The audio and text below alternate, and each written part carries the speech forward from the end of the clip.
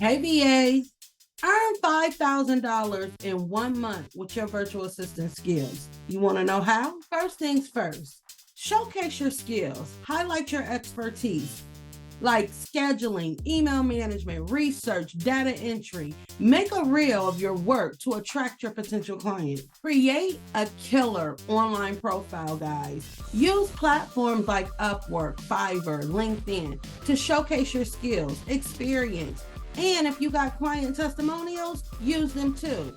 A professional profile will attract high-paying clients. Take my word for it. Now, consider specializing in a niche. For example, become an expert in social media management or e-commerce support.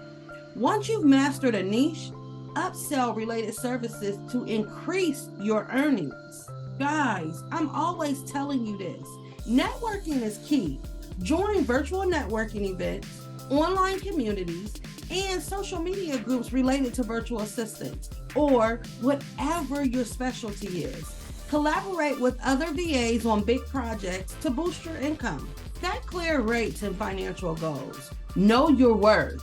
Don't be afraid to charge accordingly.